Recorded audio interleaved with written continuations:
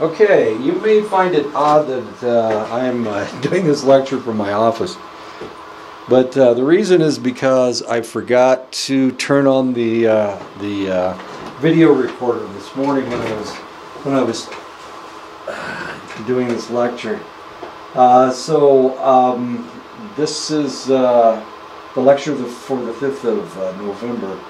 We're talking about homeostasis. I'll probably forget all the funny jokes I told this morning, and so you'll have to hear all the boring jokes or no jokes whatsoever for today. We're talking about homeostasis. Homeostasis is where the body is in harmony with itself.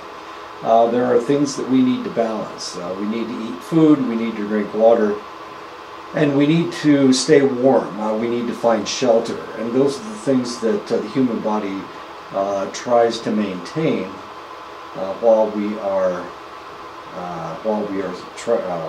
surviving. And if we don't get enough water, we die. If we don't get enough food, we die. And if we get into a situation where it's either too hot or too cold, we will die from exposure. So one of the things that humans have to do on a daily and a continual basis is to maintain their harmony with the environment and their harmony inside their own bodies. Seeking, of course, we need to seek shelter, we need to eat, and we need to drink water, or we need to drink something anyway. These are all primary needs that we have, and these are known as motivated behavior when we are seeking either shelter, food, or water. The systems used to regulate temperature, body fluid, and metabolism are negative feedback systems. When we have a point that we have to maintain, and if we go beyond that point, either not enough or too much, then the body will tell us, and of course we will know that we either need to consume food, to drink water, or to seek shelter, either from the heat or from the cold. The body maintains what we refer to as set points, and those set points are when we get to a point that we have a primary need, and of course it is a negative feedback system, and our body goes into a situation where it has to maintain those.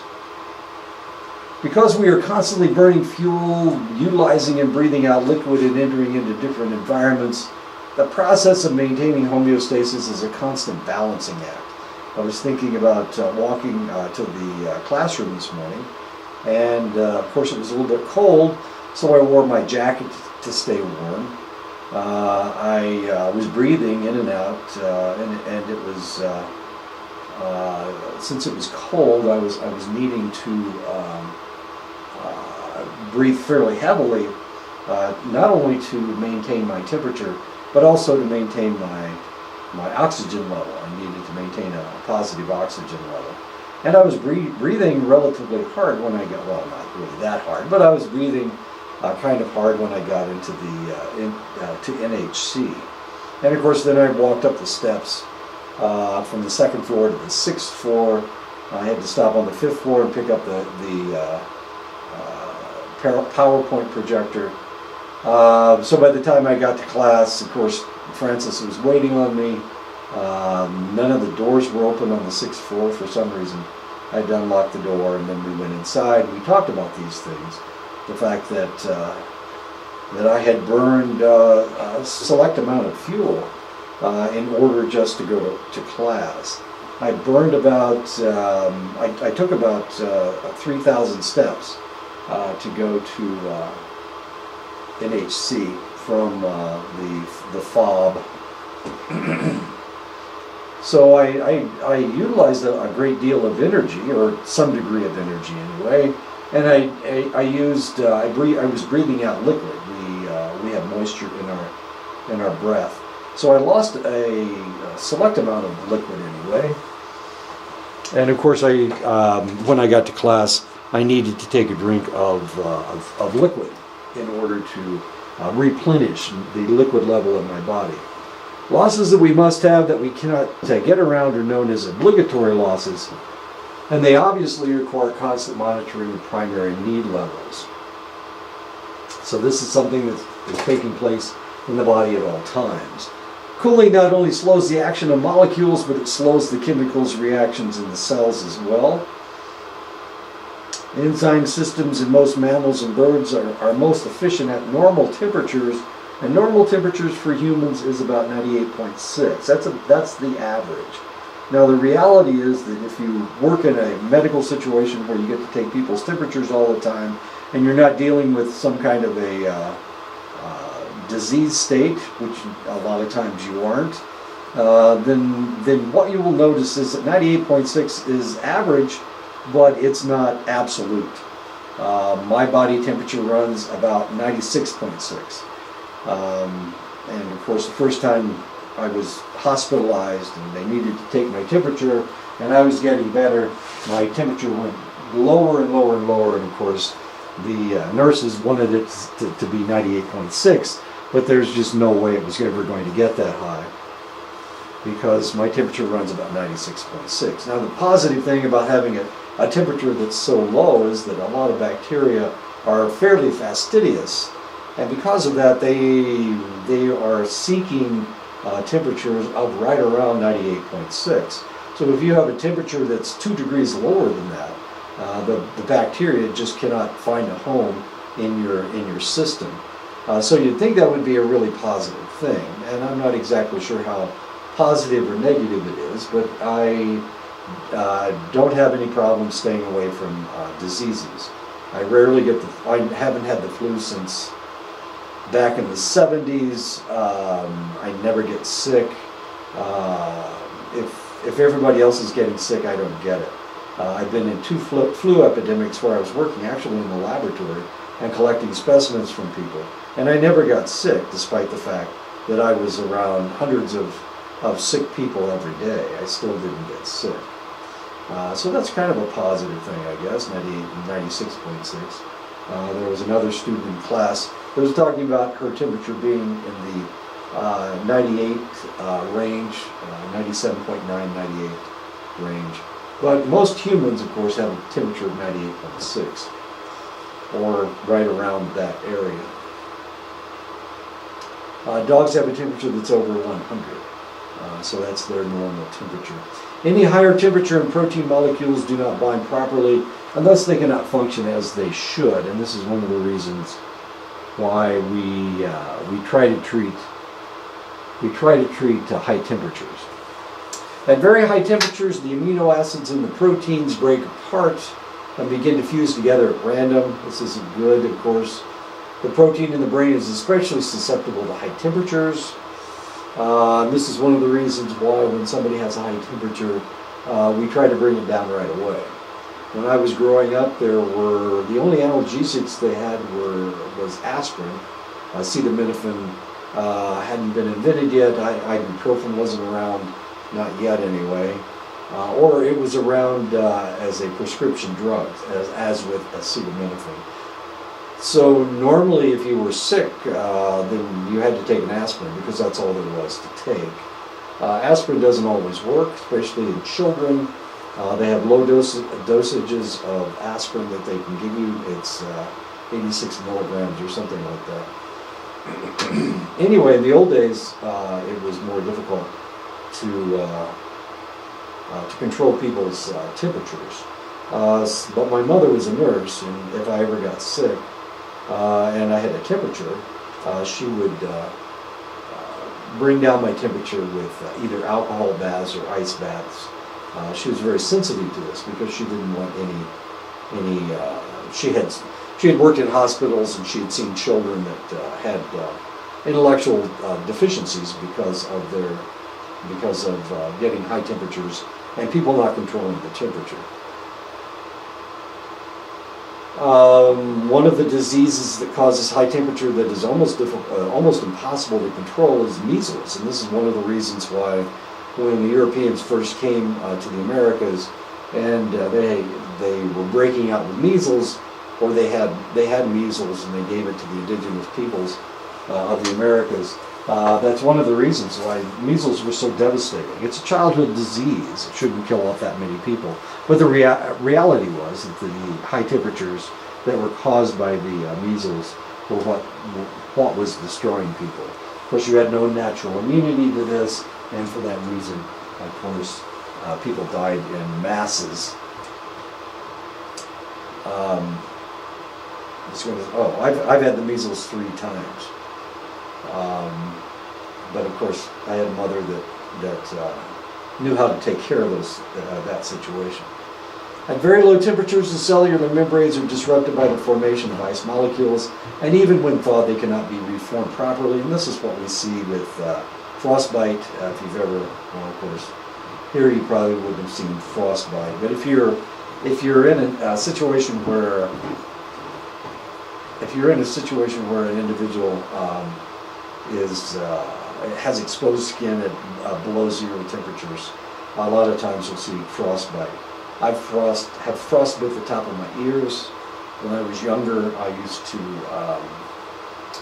trap. I trapped muskrat and mink, and being a not real bright 14, 15-year-old, I allowed myself to be in dangerous situations, not realizing that I was actually placing myself in those negative situations. I have frostbite at the top of my ears. Well, luckily, not very much tissue was destroyed. It's just a little bit thinner. The skin's a little bit thinner up there than it is in other places. So for that reason, I have to keep my ears covered in below freezing temperatures because I'll get a really strange ache in the top of my ears. Strange thing. Warm-blooded animals generate heat from the inside to keep themselves warm, and thus they're referred to as endotherms. We are endotherms along with horses and cows and dogs and cats. You wonder, well, geez, that dog's out there in below 0 temperatures and it's able to survive. How does it do that? The way that it protects itself is with its hair. It also needs to eat so that it can generate heat from the inside. And if you do that, of course, you won't have to worry about freezing to death. I played when I was in California. It gets really cold at night sometimes. And I was playing soccer, and we would, of course, we would be dressed for warm weather. It's warm during the daytime, and we'd be playing soccer, and then we'd play into the nighttime, and of course we started seeing our breaths and whatnot. But we were able to maintain ourselves because, for one thing, we were running, and the other thing was that we were generating heat.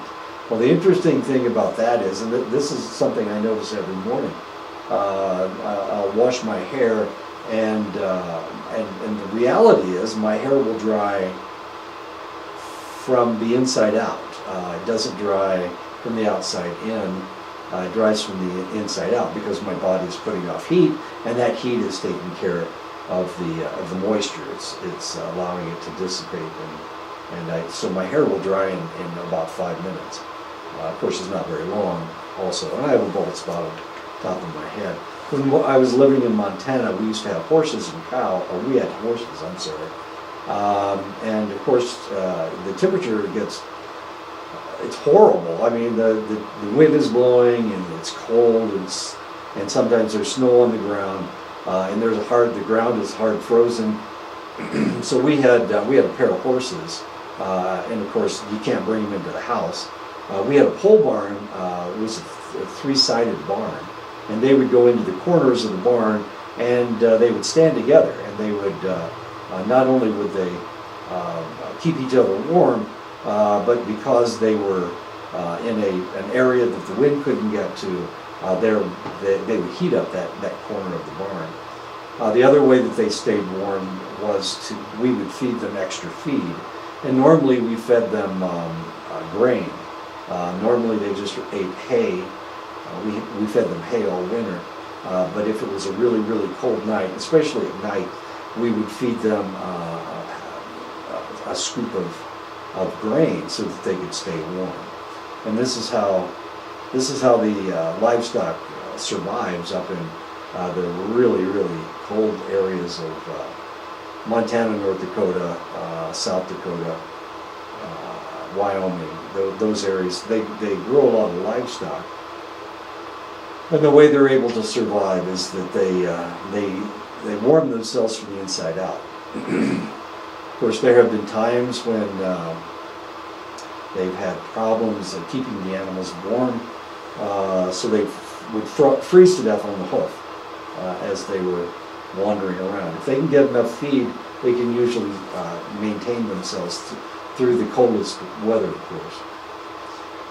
Endotherms generate heat by burning food in their bodies, and this is what I was just talking about. This is why we gave the horses extra grain during the winter time. A process known as metabolism, and of course their metabolism will keep them warm.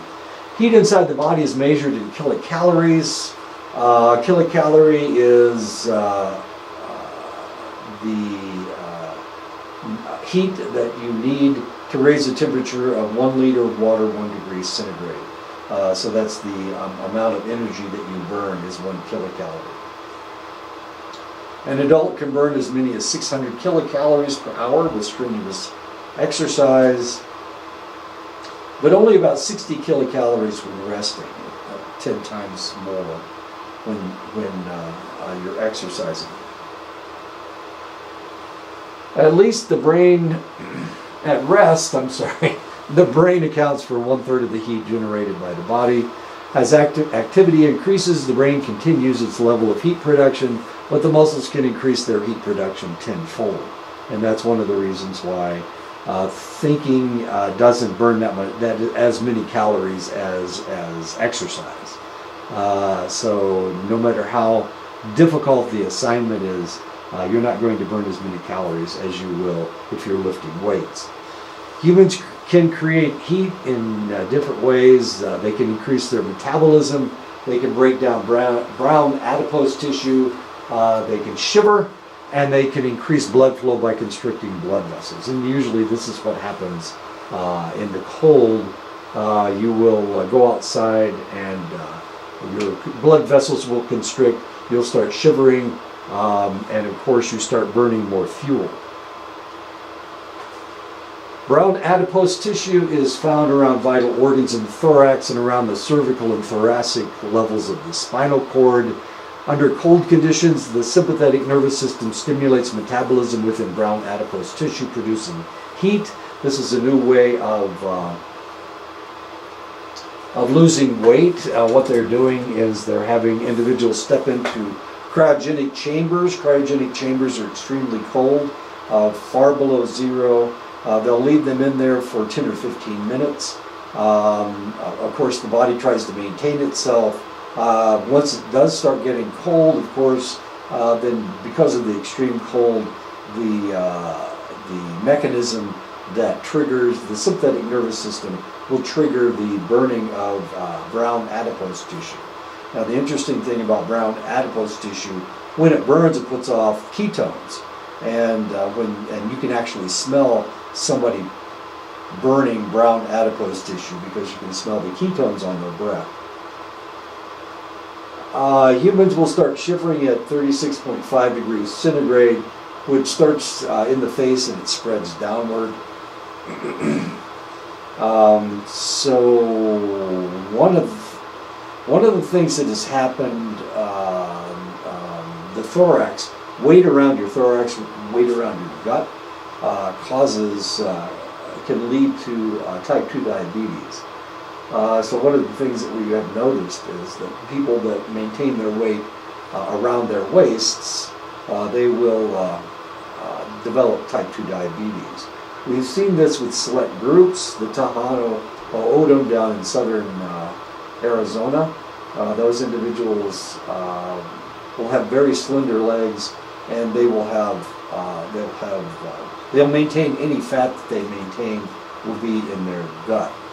And so, of course, they are more susceptible to diabetes than other groups.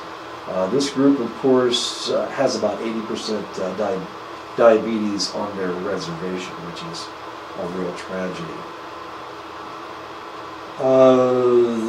Okay. When the human body is hotter than is safe for the individual well-being, The brain cells can very quickly be adversely affected if the temperature isn't controlled. The body can cool itself through accelerated respiration or panting, perspiration to cool off the skin, and dilation of blood vessels to release heat through the skin's surface. When I was living in Texas, I was living around Wichita Falls. Actually, we were stationed in Wichita Falls twice. Wichita Falls has a summer bicycle ride called the Hotter Than Hell 100. It's in August. And August in North Texas is pretty hot.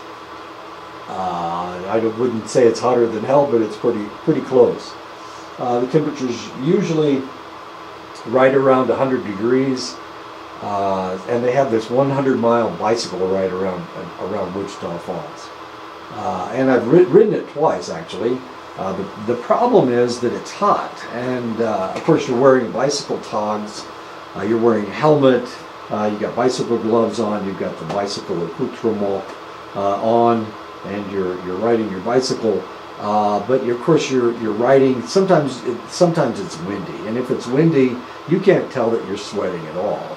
But of course you're still riding and going at a select speed. But a lot of times you don't even realize that you're sweating. So what happens in this bicycle ride? Usually people don't die, but sometimes they have died in the past, which is kind of a tragedy. But what will happen is they will dehydrate, and they won't realize they're dehydrating. And you're hot, and you're suffering from heat exhaustion. A lot of times these individuals, one of the things that they do is that they will they'll try to pump fluids back into your body. You've lost fluids, you've lost an excess amount. Of course, you try to drink at every rest stop, and they'll have a rest stop every 10 or 15 miles. But at most rest stops, they will also have emergency medical personnel who are there to give you an IV if you need one. Of course, if you have an IV, then they won't let you ride anymore. They cut your day off right there. But there's various ways of cooling yourself off. You don't want your brain to get too hot because it will destroy your brain cells, the neurons in your brain. So of course there are ways that you do this. Of course, if you're exercising, then you're panting, perspiration, you're perspiring, of course. And the other thing is you turn red, your face turns red, which is always a lot of fun. So when you stop, of course, you're looking around, you're pretty tired, you're trying to drink water, maybe you're trying to eat something, a cookie or something, for energy, and you look around and everybody's just about as red-faced as they can possibly be. The human body doesn't seem to have just one thermostat, but it has three. And of course we see this if we ever watch those television shows where they are investigating dead bodies. The first thing they want to know is how long has the guy been dead. So one of the things that they do is they take the individual's core body temperature. Well, the reality is that with the core body temperature, the body cools. As soon as the body dies, circulation stops, and because circulation has stopped, the individual is no longer producing heat. So the body will start cooling down as soon as the body dies because circulation stops. So one of the things they want to know is how warm is it still in the center of the body. Of course, the human body is at 98.6. So if it's out in the environment, then you can take the temperature of the ambient temperature of the air, and you can tell how long the individual's been dead by what the temperature is, because we lose a select amount of heat as the body sits there. You'll lose a select amount of heat. Well, one of the things that they will do is they will take a temperature reading from the middle of the body. And the middle of the body, in this case, is the liver. The liver is right under the rib cage. It's right in this section right here. But they will go in and they will stick the thermometer deep into the liver and take the temperature of the liver, and that will give them that information. We have three different thermostats in our body. One of them is our core body temperature. That's the thorax, and this is it right there. That's the thorax. That's what we have to worry about. The other is the hypothalamus. Hypothalamus tells us how warm or how cold we are, and the other is the surface of your skin. When you are exercising or when you are just sitting there, you can feel your skin and tell how warm or how cold you are. And that will, of course, make you either put on a jacket or take off a jacket if you're too hot. We can tell how warm we are by the surface of our skin. Our core body temperature, of course, gives us that information. And our hypothalamus is always monitoring these things in order to make us shiver or to pant or to sweat. As evolutionary biologists point out, humans have the same concentration of salt in their body fluid as the oceans of the world. Now, interestingly enough, if you go into a hospital and you look at the possible containers of fluid that they will give you, one of the containers is normal saline. And the reason they're giving you normal saline is because the human body has exactly the same concentration of salt as the oceans of around the world, which doesn't mean a whole lot. It's not like we can become Aquaman and start swimming around in the ocean. We don't have gills to breathe. We couldn't live in that environment. It's just too salty for us. But the reality is, the inside of our bodies are exactly at the same salinity as the oceans of the world. And because of this, because the inside of our bodies are the same as the oceans, we assume that humans evolved from creatures who lived in the ocean. Thus, humans, as all animals, must not only monitor their fluid levels, but they also have to monitor their salt levels. So this is really quite important. They have to monitor their salt levels. Osmosis is a special case of diffusion. In this case, a large molecule like a starch is dissolved in water. The starch molecule is too large to pass through the pores in the cell membranes, so it cannot diffuse from one side of the membrane to the other. The water molecules can, and they do, pass through the membrane. Hence, the membrane is said to be semi-permeable. It's permeable for water, but it is not permeable for larger molecules. Since it allows some molecules to pass through, but not others, it is referred to as semi-permeable. Some it allows to pass through, and others it doesn't. Except for deionized water, other forms of water that we might take into our bodies is in the form of a solution, a mixture of molecules of a solid molecules and water molecules. A solution in this case is referred to as a solvent, and the solid dissolved in it is referred to as a solute. Now, most of the water that we drink is almost all. You probably don't drink anything but solvents. Even water that comes out of the tap has some minerals in it, has some things in it. Only deionized water doesn't have any minerals in it. And for that reason, of course, we consume most people will say that the best water that they have ever had was well water that they got from the bowels of the earth. So they pulled this water up and they drank it. Well, the reality is, wherever that came from, there were minerals in the water. Potentially iron, potentially sulfur. Some areas have sulfur. Sulfur, of course, smells like rotten eggs. But sulfur is a mineral that people need and that helps them. If you've ever been at Yellowstone and have been around geysers, geysers usually have some sulfur in it, so it smells like rotten eggs. Some wells will have sulfur in it, and of course people claim that the more sulfur in the water, the better off you are. Of course, nobody's putting any sulfur in their drinking water so that it smells like rotten eggs. That isn't probably a very positive thing. When I was living in Montana, the groundwater was so tainted with all kinds of odd chemicals minerals that it would make humans sick. Horses could drink it, cows could drink it, dogs could drink it, cats could drink it, but humans couldn't drink it. It would make them ill because of some of the minerals that were in the water. So most of the water that we drink is a solvent. All the water that we drink. The only water that you'd have that didn't have any minerals would be deionized water. And deionized water does not taste good. I'm sorry, it just does not taste good. It tastes flat, and people don't like that flavor. So most of the water that we drink, of course, around here it might have uranium in it because of the uranium mines and whatnot. Up in Montana on the Fort Belknap reservation, they had a problem with cyanide in their drinking water.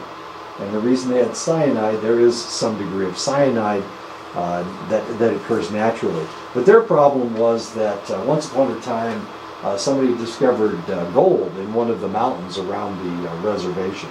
And at the time, that mountain was part of the reservation. So in order for them to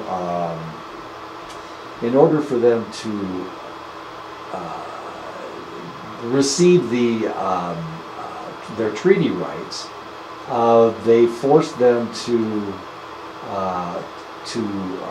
give that portion of their reservation to the miners. So the federal government snatched this chunk of land, and they paid them to some extent, but it was pennies on the dollar. It was ridiculous. So if you look at Fort Belknap at a picture, or not a picture, but the structure of Fort Belknap, it looks like there's a big chunk that's been bitten out of the southern portion of the reservation. The rest of it's relatively square. You know, the reservation was created by surveyors and whatnot, by federal surveyors. So it was relatively square, except for this little chunk that's bitten out of the southeast corner of the reservation. It looks a little weird. So Spirit Mountain, they took away one of their holy mountains, which was kind of a tragedy if you think about it. Anyway, so I'm talking about gold mining now. So what they couldn't make enough money. There wasn't really that much gold up there. So they had to figure out a new way to get the gold. And so what they did was they would there was gold, but I mean it was few and far between. So what they would do, they'd take out huge chunks of ground, of rock, and they would emulsify it, and then they would soak it in a cyanide mixture, and the cyanide would leach onto the gold, and it would pull it, and so that it would drop out the bottom. So they've got this great big, this thing that holds tons and tons of rock, and then they would leach it out with it's called cyanide leaching. They would leach out the gold with the cyanide, and they made millions and millions of dollars off of it. This method of doing it, but unfortunately, what do you do with sludge that has cyanide in it? Well, of course, you try to contain it, but if it leaks, if your bed leaks, and of course you have the same problem with uranium.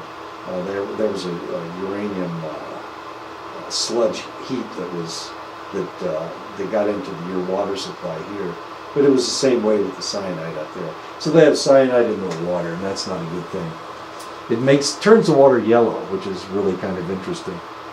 So it looks like they've got mustard sludge running down in some of their streams. They hope that it doesn't rain too much, because if it does, then these pools will overflow and they'll get cyanide in their water supply. Okay. Semi-permeable membranes will block the passage of the solute, but allow the water molecules to pass freely from one side to the other. The force or pressure to pull water across a semi-permeable membrane is known as osmotic pressure. We refer to the concentration of solute in a solution as the solution's osmolality. Sodium chloride is a solute that the human body must balance in order to maintain a proper fluid balance. The human body must maintain a proper level of sodium chloride in order to function properly. If you went in and let's say that you had you cut your arm and you bled a great deal, we would need to replace some of the fluids in your body. Well, we probably would try to replace the fluids without giving you blood, because if we give you blood, then now we've got all kinds of interesting problems that we would have to take care of. But of course, if you were missing blood, we would give you blood back. But if you had bled out to some extent and now you had a dangerous fluid level, what we would do is we would have to give you some liquid, and that liquid would have to be. We couldn't give you water, because water would change the salt balance in your body, and it would make it too weak. So what we would do, we would give you an isotonic solution. Isotonic solution refers to that normal saline that I was talking about before. And as it turns out, normal saline is 0.9% sodium chloride, or 9 grams of sodium chloride dissolved in a liter of water. And usually, when we give you an IV, it's usually in liters. We'll have a liter container, which is about a quart. It's a little bit larger than a quart. So we would give you sodium chloride. And if you taste this stuff, it just tastes like salt water. That's all it tastes like. It's isotonic. In other words, it has the same amount of salt in it that you have in you, and we refer to it as normal saline. So working in the laboratory, if I take a specimen of blood and I want to look at the red cells in your body, or I want to look at the white cells in your body, one of the things that I would do would be to mix it with, if your blood's too concentrated, so I need to dilute it out.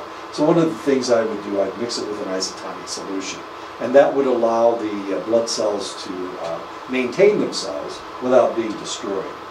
So that's one of the ways that we measure the red cells and the white cells in your body, is by diluting it with the isotonic solution. Not that that's important unless you're a lab tech.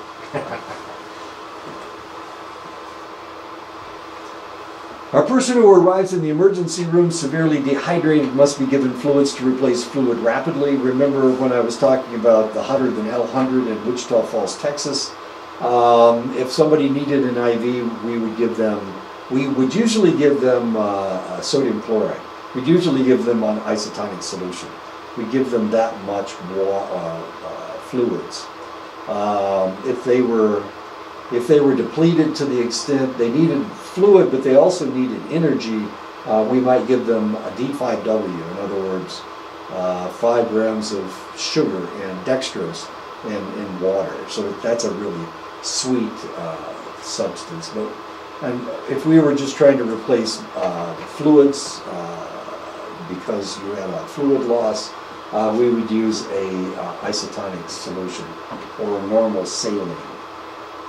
If we gave these individuals water, of course, it would adjust their osmolality, and this wouldn't work. We can't just give them water. Certainly can't give them water in their blood.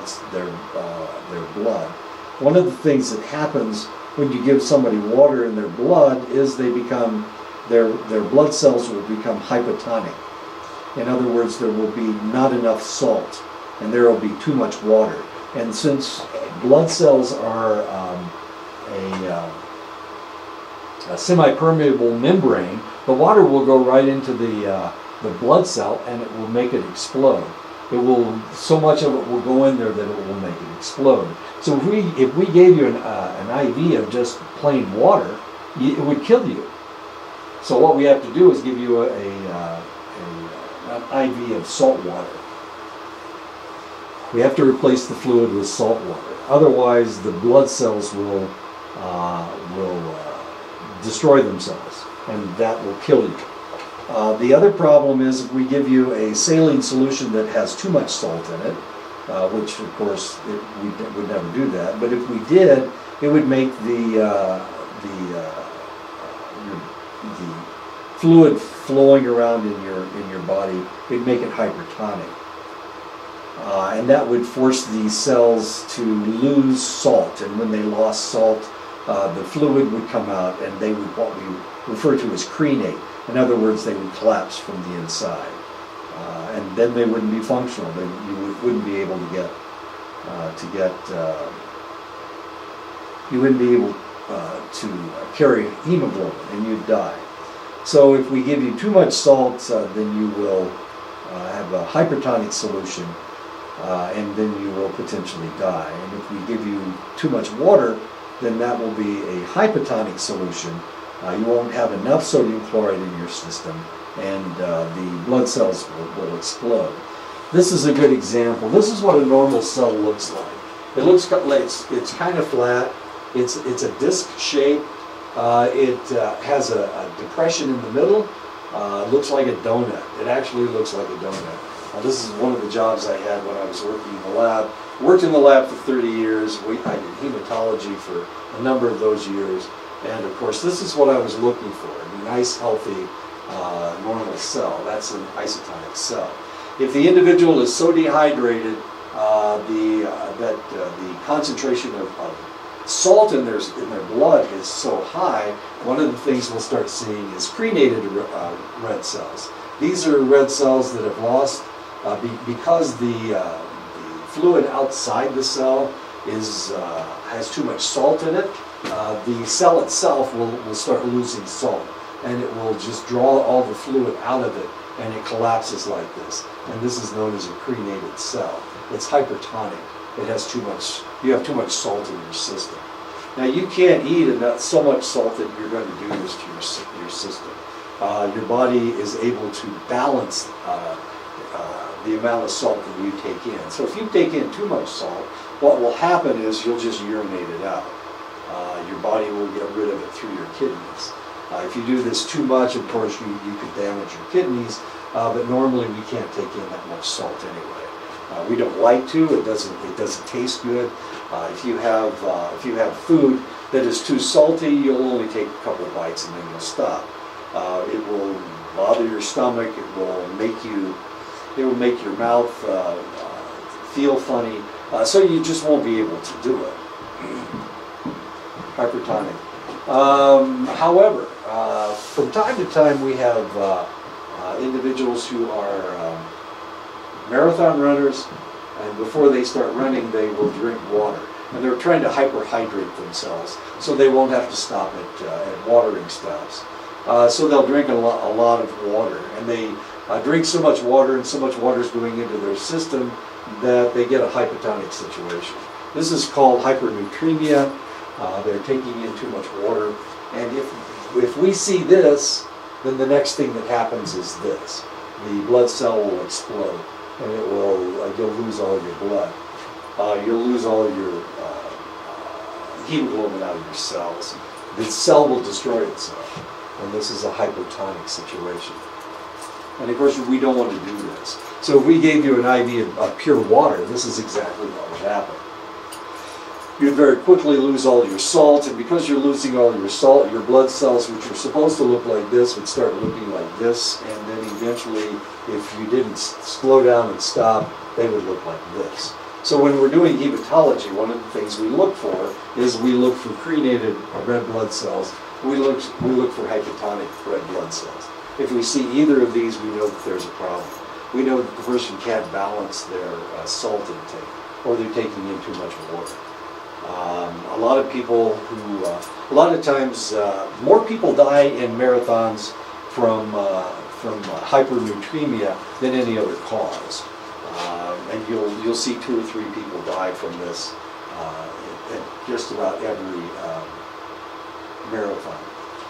And it's mainly because they have tried to hyperhydrate themselves, and they get hypernatremia, and then they kill themselves. It's like drowning from the inside out, as strange as that is. Anyway. And that's as far as we got today. So I'm going to go ahead and stop and put this online. Thank you. Sorry about forgetting to turn on my projector this morning. You actually heard more stories than I told this morning. So maybe maybe Francis and Hope will listen to the to this video cast. Okay, thank you.